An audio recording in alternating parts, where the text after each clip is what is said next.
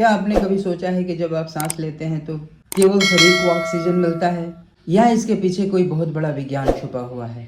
हमारे प्राचीन ग्रंथों में, विशेषकर शिव शरोदय में यह बताया गया है कि हमारी सांसों की गति से हमारे भविष्य, हमारी सफलता और हमारे स्वास्थ्य का सीधा संबंध है। शरोदय विज्ञान का अर्थ है अपनी सांसों को उठने और गिरने के प्रभाव का ज्ञान। Hello friends, I am Pandit Chandrakant. Warmly welcome to you in this video. Is delivered from the Hindu scripture, the greatest text, the Shiv Sharodaya. You are going to be a truly blessed and delighted to receive this profound knowledge.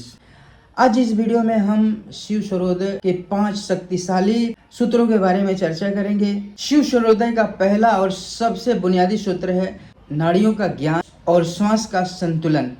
हमारी नाक के दोनों छिद्र केवल हवा लेने के लिए नहीं है, बल्कि विज्ञान के अनुसार आपकी सांस मुख्य रूप से बाएं नथुने लेफ्ट नोस्ट्रिल से चलती है, तो इसे ईड़ा स्वर या चंद्र स्वर कहा जाता है। यह ठंडक, शांति, रचनात्मक कार्यों, मानसिक कार्यों से जुड़ा हुआ है। जबकि सांस बाएं नथुने राइट नोस्ट्रिल से चलती है तो पिंगला स्वर या सूर्य स्वर भी कहा गया है। यह गर्मी, ऊर्जा, शारीरिक परिश्रम और आक्रमण कार्यों के लिए मानी जाती है। और जब दोनों स्वर एक साथ संतुलित रूप से चलते हैं तो इसे सुषुम्ना स्वर कहा गया है, जो ध्यान और आध्यात्मिकता के लिए सर्वोत्तम है। कोई भी महत्वपूर्ण काम शुरू करने के पहले अपनी नाक के नीचे उंगली रखें, चेक करें कि इस समय कौन सा स्वर चल रहा है।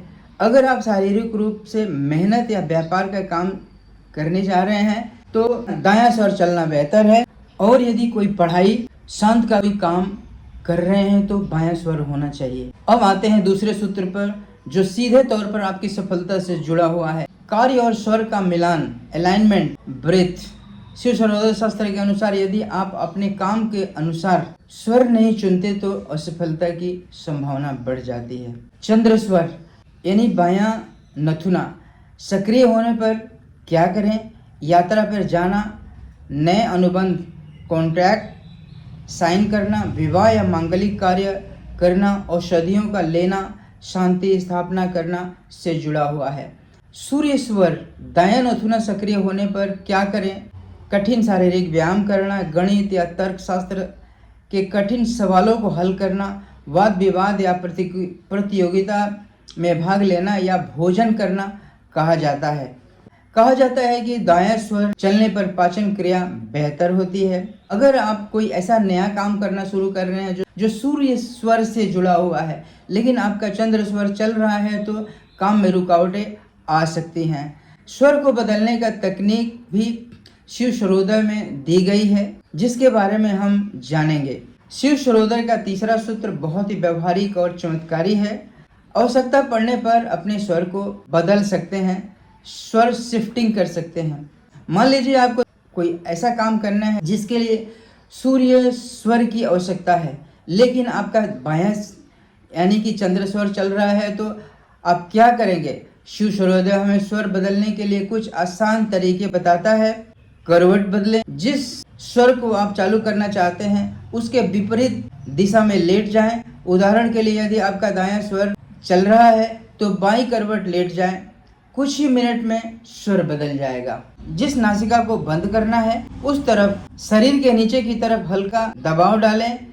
योग दंड का उपयोग करें। मानसिक शांति, मेंटल अटेंशन। गहरी और केंद्रित सांस लेते समय आपका पूरा ध्यान उस नासिका पर केंद्रित होना चाहिए जिसे आप सक्रिय करना चाहते हैं, तो आप अपनी ऊर्जा और मूड को भी नियंत्रण कर सकते हैं। चौथा सूत्र थोड़ा गहरा है, थोड़ा रहस्यमयी है। स्वर के आधार पर शकुन शास्त्र और भविष्य परिणामों को जानना बेहद जरूरी है। शिव शरोदय केवल शारीरिक स्वास्थ्य की बात नहीं करता, यह आपके अंतर्ज्ञान, इंट्यूशन को जगाने का विज्ञान है। शास्त्र के अनुसार जब आप घर से बाहर निकलते हैं तो उस समय आपकी कौन सी सांस चल रही है, यह तय करता है कि आपका यह यात्रा सफल होगा या नहीं। यदि घर से बाहर निकलते समय दायां स्वर चल रहा है तो अधिकांश पुरुषार्थ और बाहरी कार्यों में सफलता मिलने की संभावना अधिक होती है।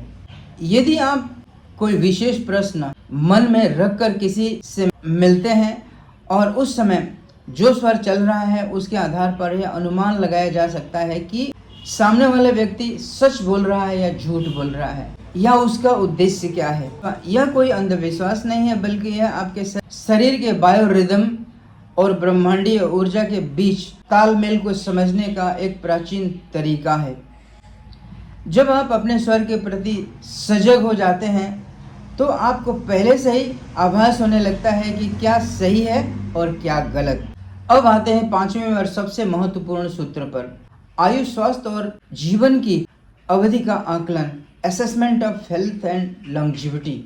शिव सर्वोदय का यह अंतिम चरण हमें हमारे शरीर की कुल जीवन ऊर्जा, प्राणिक एनर्जी के बारे में बताता है।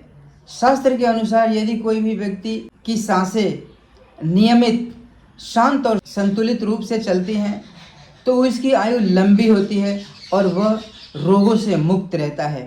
उसके विपरीत यदि किसी व्यक्ति की सांसें लगातार अनियमित, बहुत तेज और असंतुलित रहती हैं तो यह शरीर में ऊर्जा का ह्रास का संकेत देती हैं। इसके अलावा शिव सर्वोदय में यह भी बताया गया है कि मृत्यु के कुछ महीने या दिन पहले से स्वर के पैटर्न पूरी तरह से बदल जाता है। जैसे सुषुम्ना नाड़ी निरंतर चलने लगती है। दोनों स्वरों का असामान्य होना। हालांकि इस सूत्र का मुख्य उद्देश्य किसी को डराना नहीं, बल्कि हमें यह सिखाना है कि आप अपनी सांसों को नियंत्रित करके अपने स्वास्थ्य को कैसे सुधार कर सकते हैं और अपनी आयु को कैसे बढ़ा सकते हैं। तो दोस्तों, ये थे शिव सर्वोदय के 5 सबसे शक्तिशाली सूत्र। सांस लेना केवल जीवित रहने की प्रक्रिया नहीं है, बल्कि यह ब्रह्मांड के साथ जुड़ने का सबसे बड़ा रिमोट कंट्रोल है। आज से ही अपनी सांसों को ऑब्जर्व करना शुरू कर दीजिए और देखिए कि आपके जीवन में क्या बदलाव आ रहे हैं। अगर आपको यह वीडियो पसंद आए तो इसे लाइक करें और अपने दोस्तों में इसे ज़रूर शेयर करें और हमारे चैनल को सब्सक्राइब करना ना भूलें। कमेंट में बताएं कि आप किस प्राचीन ग्रंथ विज्ञान के बारे में जानना चाहते हैं। मिलते हैं अगली वीडियो में, तब तक के लिए स्वस्थ रहें, मस्त रहें और अपनी सांसों के प्रति जागरूक रहें। नमस्ते।